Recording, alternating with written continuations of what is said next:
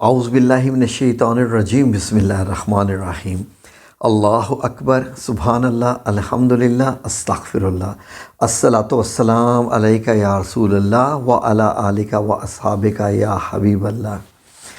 ناظرین، آج آپ لوگوں کے ساتھ میں اپنا ایک واقعہ شیئر کر رہا ہوں۔ خیر، یہ واقعہ تو میں ایک شیئر کر رہا ہوں، لیکن اسی طرح کے کئی واقعات پیش آئے۔ ناظرین، مجھے حیرت ہوتی ہے جب لوگ کہتے ہیں کہ ان کے وظیفے قبول نہیں ہوتے، انہوں نے کوئی منت مانی یا کوئی دعا کی بڑی گڑ گڑا کے اور ان کی وہ دعا قبول نہیں ہوئی۔ تو خیر، ہوتا بھی رہتا ہے ایسے، لیکن مجھے حیرت ہوتی ہے، کیونکہ مجھے کیوں حیرت ہوتی ہے وہ اس لیے کہ میرے ساتھ کبھی ایسا نہیں ہوا۔ بڑی حیرانگی کی بات ہوئی ہوگی نا ناظرین۔ جی، میں یہ ساری باتیں کر رہا ہوں کہ جب کہ مجھے اللہ رب العزت پہ بے انتہا کا یقین ہوا، اس کے بعد سے میں نے جو بھی وظیفہ کیا میرے رب نے وہ ضرور قبول فرمایا، الحمدللہ۔ تو میں آج آپ کو ذکر بتا رہا ہوں اپنے ایک وظیفے کا جو میں نے کیا، اور وہ کہانی کیا ہے، کیونکہ بعض لوگ کہتے ہیں کہ یار صرف وظیفہ دکھا دو۔ وہ لوگ پتہ کیا ہے، وہ میری ویڈیو کھولنا چاہتے ہیں اور سکرول کرنا چاہتے ہیں کہاں پر وظیفہ لکھا ہوا ہے، لیا اور وہ خلاص بس اتنا ہے، سٹوری نہیں سننا چاہتے۔ اندازہ کریں، کیا اللہ رب العزت نے قرآن پاک میں واقعات نہیں بتائے؟ کیا پیغمبروں کے قصے نہیں بتائے؟ جب تک آپ قصہ نہیں سنیں گے، کہانی نہیں سنیں گے، آپ اس کی وظیفے کی روح تک نہیں جا سکتے۔ یہ آپ کو سمجھ ہی نہیں آتی ہے۔ مجھے ان لوگوں کی سمجھ نہیں آتی جو صرف دیکھنا چاہتے ہیں، اور بعض لوگ کمنٹس میں جا کے لکھ دیتے ہیں، ہاں جی ویڈیو کو دیکھنے کی ضرورت نہیں ہے، اتنے سیکنڈ پہ اس نے یہ بات کی ہے جی کہ یہ آیت پڑھنی ہے، اتنی بار پڑھنی ہے، خلاص بس ایسے کبھی بھی نہیں قبول ہوگا۔ میں لکھ کے بتا رہا ہوں آپ کو، کیونکہ جب تک آپ اس کی روح تک نہیں پہنچو گے نہیں ہوگا ایسا۔ سمجھنا پڑے گا، وظیفوں کا تعلق الفاظ سے نہیں ہے، وظیفوں کا تعلق آپ کے اعتماد سے ہے، آپ کے بھروسے سے ہے، آپ کے یقین سے ہے۔ جب آپ اللہ رب العزت پر یقین کیے بغیر آپ اپنے الفاظ کو ہی اپنی طاقت سمجھو گے تو وہ الفاظ طاقت نہیں بن سکتے۔ جیسے کہ ناظرین، بات شفا میں اگر آ جائے تو دعا میں، میڈیسن میں، کسی قسم کے علاج میں شفا ہو ہی نہیں سکتی ہے۔ شفا من جانب اللہ ہے۔ یہ حجتیں ہوتی ہیں جو ہم لوگ کرتے ہیں، یہ گولیاں کھا لی، وہ یہ چیز کھا لی، یہ چیز کھا لی۔ اگر اللہ رب العزت کی طرف سے اس میں ہاں ہو اور کن فیکون ہو تو وہ دعائی کام کرتی ہے۔ حضرت موسیٰ علیہ السلام کا تو آپ نے قصہ سنا ہوگا۔ تو بغیر کسی وظیفے کی روح کو جانے آپ سمجھتے ہیں کہ میں الفاظ بولوں گا اور وہ کام ہو جائیں گے، نیور۔ یہ اصول ہی نہیں ہے میرے رب کریم کا۔ اللہ رب العزت نے اگر آیت بتانی تھی، جیسے آیت کریمہ ہے، تو اللہ بتا دیتا، یہ آیت پڑھو تو غم ختم ہو جائے گا۔ اللہ رب العزت کو حضرت یونس علیہ السلام کا مکمل قصہ بتانے کی کیا ضرورت پڑی تھی؟ ان لوگوں کی مجھے بالکل سمجھ نہیں آتی، اور جو کہ وظیفے کو صرف الفاظ کا مجموعہ سمجھتے ہیں۔ وظیفے الفاظ کا مجموعہ نہیں ہے، وظیفے کیا ہے کہ یہ اللہ رب العزت کی توجہ اس معاملے پر حاصل کرنے اور اپنا دکھ درد ان الفاظ سے بیان کرنے سے ہے جو آپ کے اندر کے ہیں۔ یہ بیان کرتے ہیں تو آپ کا کام ہوتا ہے۔ اس لیے ناظرین، میں آپ کو یہ وظیفے کی روح بتا رہا ہوں کہ ہوا کیا۔ سنیے ناظرین، کہ میں ہر سال 3 مہینے کی چھٹی آتا تھا جدہ سے، جس کمپنی میں کام کرتا تھا۔ تو ناظرین، جیسے کہ آپ کو معلوم ہے کہ میں نے آپ کو بتایا تھا کہ ہم نے زمین لینی تھی، گھر بنانا تھا، تو میری کوشش یہ ہوتی تھی کہ گھر کے اخراجات بھی ہیں، تو گھر کے جو بچوں کے لیے مجھے شاپنگ کرنی ہوتی تھی نا، کیونکہ میں اپنے آفس کے کام کے علاوہ بھی کام کرتا تھا دوسری کمپنیز میں جا کے۔ جیسے آفس کا ٹائم ختم ہوا تو میں کسی دوسری کمپنی میں چلا جاتا تھا، وہاں پر بھی پارٹ ٹائم کبھی 1 گھنٹہ لگایا، 2 گھنٹے لگائے، یا کچھ کمپنی والوں کے ساتھ میرے کانٹیکٹ ہوتے تھے کہ ہاں بھائی ہمارے یہ کام ہے، یہ کر دو، وہ کر دو۔ تو ناظرین، میرے جب دن قریب آ گئے چھٹی آنے کے، 3 مہینے کی میں چھٹی آتا تھا، تو 3 مہینے کے لیے مجھے اچھا بھلا پیسہ چاہیے ہوتا تھا۔ فار ایگزامپل تقریباً آج کے حساب سے اگر میں اندازہ لگاؤں تو مجھے کم از کم 8 سے 9 لاکھ چاہیے ہوتا تھا، جو مجھے 3 ماہ میں خرچ کرنا ہوتا تھا چھٹی کے دوران۔ تو ناظرین، یقین کریں کہ میں بڑا پریشان تو نہیں تھا، لیکن میں سوچا کہ اس بار تو جو بھی میرے پاس پیسے ہوتے رہے ہیں تو وہ میں تو گھر بھیجتا رہا ہوں، کیونکہ زمین لے لی، یہ کیا وہ کیا، گھر بنانا ہے۔ تو اب اس بار بچوں کی شاپنگ کرنی ہے اور الیکٹرانکس بھی بڑے مارکیٹ میں نئے نئے آ چکے ہیں وغیرہ، تو مجھے تو کافی پیسوں کی ضرورت ہے، تو اس بار پھر وظیفہ کرتا ہوں۔ ٹھیک ہے، اللہ رب العزت کبھی بھی مجھے نا امید نہیں کرتا۔ تو ناظرین، یہ میں کوئی وظیفے نہیں ڈھونڈتا تھا، نہ میرے پاس کوئی وظیفوں کی کتاب تھی۔ جو مجھے اچھا لگتا تھا، جو میرے دل کو بھاتا تھا، میں وہ وظیفہ کرتا تھا۔ ناظرین، ایک بار ہم نماز پڑھ رہے تھے تو برما، جو کہ برما ملک ہے، آپ جانتے ہوں گے وہاں کے مسلمانوں پہ ظلم ہوتا ہے، تو برما کا ایک لڑکا تھا جو مجھ سے چھوٹا تھا، اور وہ نماز کے لیے آگے کھڑا ہوا۔ تو باری باری سب امامت کرتے رہتے تھے، تو وہ جب نماز کے لیے کھڑا ہوا تو اس نے ناظرین جماعت کرائی، اور وہ حافظ قرآن بھی تھا، تو اس نے سورہ البقرہ کی 2 آخری آیات کی اتنی خوبصورت تلاوت کی کہ میں نماز میں کھڑا پیچھے اس کی تلاوت سنا تھا اور میری آنکھوں سے آنسو آ گئے، پتہ نہیں کیوں، جبکہ اس کے معنی مجھے ٹچ کر رہے تھے، مجھے سمجھ آ رہی تھی، مکمل نہیں آ رہی تھی، لیکن مجھے لگ رہا تھا کہ یار ان میں کچھ ہے ایسا کہ یہ جو اس نے 2 آیات پڑھی ہیں یہ والی، یہ بہت ہی خاص ہیں۔ ویسے تو 3 پڑھنی ہوتی ہے نا، تو جو 2 آخری جو آیات تھیں ان آیات نے مجھے رلا ڈالا۔ جب نماز ختم ہوئی نا، تو میں نے اس سے کہا کہ یار جابر، تم نے بڑی خوبصورت تلاوت کی ہے۔ میں دل خوش ہو گیا، میں مینیجر تھا اس کمپنی کا اور وہ میرا امپلائی تھا۔ تو کہتا ہے نہیں سر، بس کوشش کرتا ہوں۔ میں نے کہا کاش کہ یار تمہاری جیسی آواز اللہ مجھے بھی دیتا تو میں بھی ایسی کوشش کرتا۔ تو اس کے بعد ناظرین وہ جو 2 آیات تھی نا، سورہ البقرہ کی آخری 2 آیات، میرے دل میں، جبکہ میں پہلے ان کے متعلق پڑھ چکا تھا، جانتا بھی تھا، لیکن اس دن اس تلاوت نے مجھے ایسے اٹریکٹ کیا کہ میں ان کی چلا گیا، میں دیکھوں کہ اس کی تفسیر کیا ہے ان دونوں آیات کی۔ تو ناظرین پھر مجھے پتہ چلا کہ اللہ رب العزت نے ان 2 آیات کو زمین اور آسمان بنانے سے بھی 2000 سال پہلے لوح محفوظ میں یہ لکھ کر رکھا تھا، یہ جو 2 آیات ہیں۔ تو مجھے پتہ چلا یہ تو عرش کے خزانے ہیں۔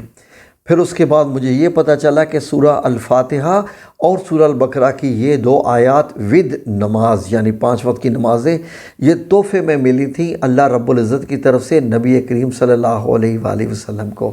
مجھے پتہ چل گیا کہ بات تحفے کی ہو رہی ہے، تو اس میں تو پھر جب تحفے لینے ہیں تو پھر تو تحفوں کو ہی استعمال کرنا پڑے گا۔ میرے دماغ نے ایک چال چلی اب سوری کہ میں لفظ چال کا استعمال کر رہا ہوں۔ میں نے کہا کہ نہیں، جب بات تحفوں کی ہو رہی ہے تو مجھے بھی تحفے خریدنے ہیں بچوں کے لیے، پورے خاندان والوں کے لیے، تو میں بھی کوئی وظیفہ کرتا ہوں ان تحفوں کا۔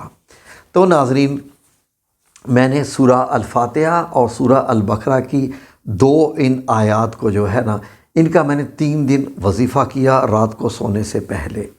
سورہ الفاتحہ جو کہ پہلی سورہ ہے سورہ البقرہ کی، سورہ البقرہ سے پہلی جو سورہ فاتحہ آتی ہے وہ، اور سورہ البقرہ کی آخری 2 آیات۔ میں نے کہا یہ تو پھر کرنا ہے تو مکمل تحفے کو اکٹھا کرو۔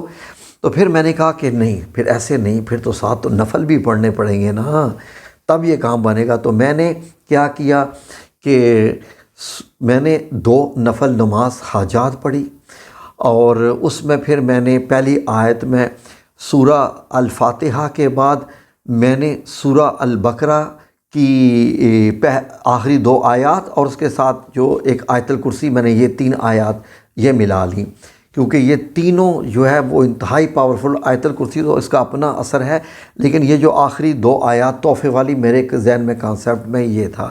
اور پھر دوسرے رکوع میں نے جا کر پھر ایسا ہی کیا، آیت الکرسی کے ساتھ سورہ، یعنی سورہ فاتحہ پڑھنے کے بعد آیت الکرسی کے بعد سورہ البقرہ کی یہ 2 آیات پڑھی، اور اس کے بعد پھر میں نے اللہ رب العزت سے کہا کہ اے میرے رب کریم، میں نے آخر میں سلام پھیرنے کے بعد جب میں نے ہاتھ اٹھائے تو تھوڑا سا مسکرا کے میں نے کہا اے میرے رب کریم، تو نے اپنے حبیب کو یہ تحفے دیے، عرش کے تحفوں میں سے سورہ فاتحہ دی اور یہ سورہ بقرہ کی آخری 2 آیات دی، مجھے بھی اپنے پورے خاندان والوں کے لیے گفٹ لینا ہوتا ہے، تو اے رب کریم میری طرف تو نے کوئی کسر تو نہیں چھوڑی ہوئی، لیکن تو ہمیشہ چھٹی جاتے وقت میری کوئی نہ کوئی غیبی مدد کرتا ہے، تو اس بار بھی کوئی غیبی مدد کر دے تو تیرا کیا جاتا ہے، تو رب ہے۔ میں نے ایسے ہنستے مسکراتے اللہ رب العزت کے ساتھ یہ باتیں کی، اور اس کے بعد پھر میں نے کہا کہ اے رب کریم، تو میری غیبی مدد یہ عطا فرما دے تو میں ہمیشہ کی طرح 20 نوافل شکرانے کے ادا کروں گا۔ ناظرین، دوسرے دن صبح ہی مجھے ایک کال آئی ایک کمپنی سے۔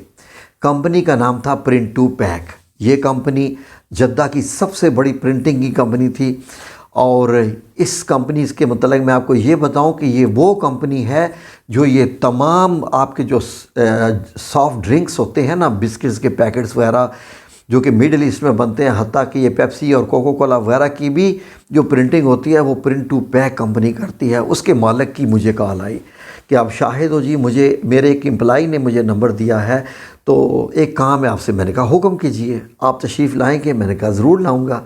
ناظرین، میں اس سے ملنے گیا اور اس نے مجھے کہا جی کہ ایک پریزنٹیشن بنانی ہے، اور پریزنٹیشن 3-4 دن کے اندر بنانی ہے۔ ہمارے سارے امپلائیز جا رہے ہیں مارکیٹنگ کے لیے، تو وہ ہم امپلائیز کو وہ CD دینا چاہتے ہیں تاکہ ان کے بولنے میں آسان ہو جائے۔ تو آئیڈیاز آپ کے، الفاظ آپ کے، ہم صرف بتا دیں گے کہ ہمارا کام کیا ہے۔ میں نے کہا اوکے، معافی مشکلہ جی، معافی مشکلہ کا مطلب ہوتا ہے کوئی مشکل نہیں ہے یہ تو میں نے ناظرین 3 دن لگا کے پریزنٹیشن بنائی، اور پھر میں نے ان کو سبمٹ کی، تو اس کو بڑی پسند آئی۔ کہتا ہے یار یہ تو امیزنگ کام ہو گیا، کتنے پیسے؟ میں نے کہا یار دیکھو کہ مجھے آپ اتنے اچھے ہو کہ میرا دل نہیں مان رہا کہ میں آپ سے کوئی اپنی مانگوں کہ مجھے کتنے چاہیے، آپ جتنے دے دو گے آئی ول بی ویری ہیپی۔ کہتا ہے یار تمہارا کوئی حق نہ رہ جائے، رقم بتا دو۔ میں نے کہا سوری مسٹر بکر صاحب، میں آپ کو جو ہے وہ نہیں بتا سکتا رقم، نہیں ایسے آپ نہیں بتانی ہے، مجھے کیا پتہ۔ میں نے کہا بکر صاحب میرا ضمیر مجھے اجازت نہیں دے رہا، کیونکہ مجھے معلوم ہے کہ جو کچھ آپ کو دو گے وہ کم نہیں ہوگا، میں اتنے ہی ڈیزرو کرتا ہوں گا آپ جیسا بندہ۔ کہتا ہے اوکے ٹھیک ہے، میں آپ کو رقم بھجوا دوں گا۔ ناظرین، میرے جانے میں جو 2 دن رہ گئے تھے تو مسٹر بکر صاحب کی کال آئی، ہاں جی وہ آپ کو پیمنٹ بھیجنی ہے، اپنا اکاؤنٹ نمبر دو۔ میں نے کہا میرا تو اکاؤنٹ یہاں پر ہے نہیں ہے، میں تو صرف وہ ایک بینک میں ایک ٹرانسفر ہوتے ہیں وہاں سے جا کے کروا آتا ہوں۔ تو کہتا ہے اچھا ٹھیک ہے کیش بھجوا دوں۔ میں نے کہا ٹھیک ہے۔ ناظرین اندازہ کیجئے کہ اس کا امپلائی آیا، اور میں جہاں میری رہائش تھی، تو کہتا ہے بکر صاحب نے یہ انویلپ دیا ہے آپ کے لیے، لفافہ ہے۔ میں نے کہا ٹھیک ہے جی۔ اس نے مجھے لفافہ دیا، تو ناظرین جب میں نے لفافہ گھر لا کے کھولا تو میں نے کھول کے دیکھا تو اس میں 7000 ریال تھے، جو کہ آج کے ریٹ کے حساب سے بھی پاکستانی تقریباً 6.25 لاکھ یا 6.5 لاکھ بنتا ہے 3 دن کا۔ یقین کریں ناظرین کہ وہ رقم دیکھ کر میری آنکھوں میں آنسو آ گئے، اور میں نے کہا یا رب العزت اتنی جلدی! اور سبحان اللہ و بحمدہ سبحان اللہ العظیم، میں نے پھر 20 نوافل ادا کیے، اور میں نے 3 دن کا وظیفہ تو پہلے ہی پورا کیا ہوا تھا، لیکن اچانک سے کہاں سے کیسے؟ ناظرین یقین کریں کہ لوگ کہتے ہیں نا کہ غیبی مدد یہ ہوتی ہے۔ غیبی مدد کیا ہوتی ہے کہ وہاں سے اللہ رب العزت آپ کو رزق دیتا ہے جہاں سے آپ کو گمان بھی نہ ہو، جہاں سے آپ کی سوچ بھی نہ ہو۔ اللہ کی قسم یہ جھوٹے اور مکار لوگ وظیفوں پہ لکھ دیتے ہیں نا کہ آپ کے تکیے کے نیچے صبح پیسے پڑے ہوں گے اور ان کے ملین ویوز آتے ہیں، اور میں یہاں پر سچے واقعات بتاتے رہتا ہوں اور لوگ یقین ہی نہیں کرتے اور ویوز ہی نہیں آتے۔ 1K بھی آ جائیں تو میں سمجھتا ہوں کہ ویڈیو بڑی بات ہو گئی ہے۔ یقین کریں کہ لوگ جھوٹ پہ کیوں یقین رکھتے ہیں۔ غیبی مدد ایسے ہوتی ہے، اور یہی میرے رب کا طریقہ ہے کہ وہ دیتا ہے۔ اللہ رب العزت بغیر حجت کیے کسی کی مدد نہیں کرتا۔ جب اللہ رب العزت نے بنی اسرائیل کو بھی بچانا تھا تو حضرت موسیٰ علیہ السلام کو پانی میں لاٹھی مارنی پڑی اور سمندر 2 حصوں میں ہوا۔ جب ان کے لیے 12 چشمے نکالنے تھے زمین سے تو لاٹھی مارنی پڑی تو چشمے ہوئے۔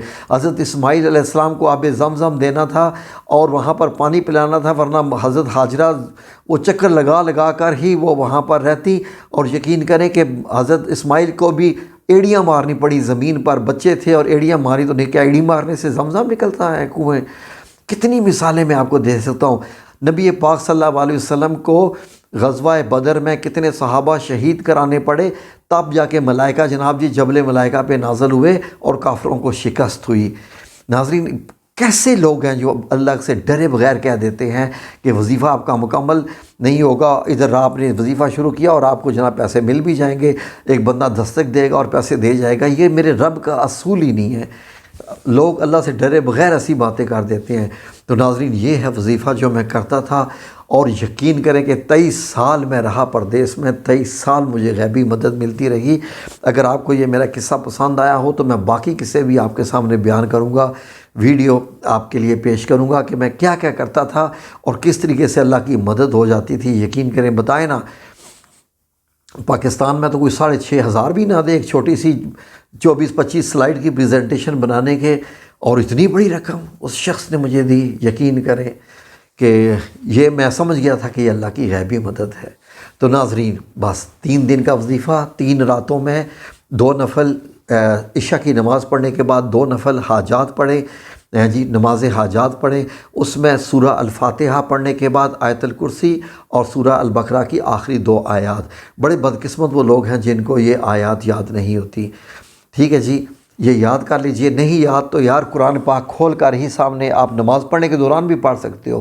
میں نے سعودیہ میں لوگوں کو دیکھا ہے کہ تراویح پڑھا رہے ہیں اور انہوں نے قرآن پاک چھوٹا سا رکھا ہوا اور وہ کھول کے جناب رکھا ہوا سامنے اور وہ پڑھ رہے ہیں۔ آپ جب آپ ہاتھ باندھیں، ایک ہاتھ میں قرآن رکھ لیں، پڑھیں، انشاءاللہ آپ کا کام ہو جائے گا۔ یاد کر لیں تو اور اچھی بات ہے۔